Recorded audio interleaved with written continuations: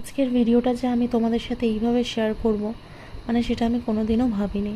দিনটা ছিল মঙ্গলবার, মানে কার্তিক পুজোর পরের দিনকে। মুখের অবস্থা দেখে কিছুটা হয়তো বুঝতে পেরেছো।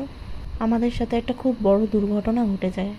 মঙ্গলবার সকালবেলা অফিস যাচ্ছিলাম, বাইকেই ছিলাম আমি, ও আমাকে দিয়ে আসতে যাচ্ছিল।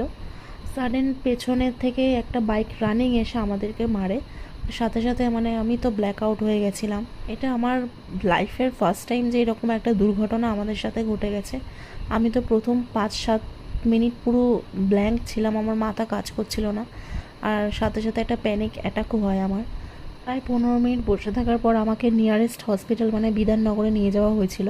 ওখানে বলেছিল স্টিচ পড়বে, কিন্তু আমি এইসবে এতটাই ভয় পাই যে আমি স্টিচটা ইগনোর করেছি। তখন ডক্টর বলেছিল যদি স্টিচটা করতে তাহলে তাড়াতাড়ি ঘাটা শোকাতো, বাট আমি যেহেতু ভয় পাই তার জন্য আমি বলেছি ঠিক আছে একটু সময় লাগুক। কিন্তু যতই যাই হোক কাজ তো থেমে থাকবে না, তাই বাড়ি বসে একটু কাজ করে নিচ্ছি সকাল সকাল।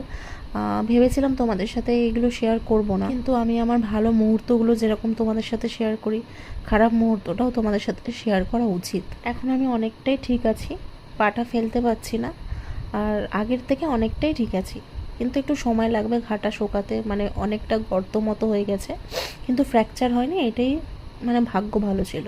মা বাবা দুজনেই এখানে ড্রেসিং করে দিচ্ছে। বাবা ড্রেসিং করতে জানে, কারণ বাবার বেশ কয়েক বছর আগেই পায়ে একটা ইনসিডেন্ট ঘটে, তো সেই জন্য বাবা এই সমস্ত পারে। অভিরও পায়ে লেগেছে, কিন্তু কোনো রকম রক্ত মানে ফাটেনি, রক্ত বেরোনোর মতো কিছু হয়নি। ওর যা হয়েছে ইন্টারনাল হয়েছে, বাট ভগবান করে আমরা দুজনেই ঠিক আছি, সুস্থ আছি, এটাই অনেক। আপাতত বেশ কিছুদিন বাড়িতেই আছি, মায়ের হাতের রান্না খেতে পাচ্ছি, ভাত খেতে পাচ্ছি, যেটা এত দিনে মানে 1.5 বছরে হয়ে ওঠেনি। টানা 3-4 দিন বাড়িতেই রয়েছি। আর এক তো ডিউটি হয়েছে, সকালবেলা ঘুম থেকে উঠে ওষুধ, আবার দুপুরবেলা খাওয়ার পর ওষুধ। তোমরা বুঝতেই পারছো আমার গলাটা কাঁপছে, কারণ একটু কাশি হয়েছে, হালকাই ঠান্ডা লেগেছে। আর এটা হওয়ার সাথে সাথে না জ্বরও ছিল মনে হয় ভেতরে, তো সেই জন্য ঠোঁটের ওপর ঠোরসা হয়ে গেছে।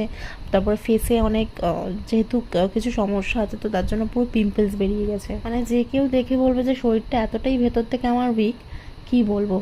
বাট যাই হোক সব কিছু এখন ঠিক আছে, নর্মাল আছে, আস্তে আস্তে আরও ঠিক হব। সন্ধেবেলায় মামি এসেছিলো দেখা করতে, তো মা সবার জন্য চা করে এনেছিল। আজকের দিনটা আমার এইভাবেই হাসি মজা করে দিনটা কাটলো।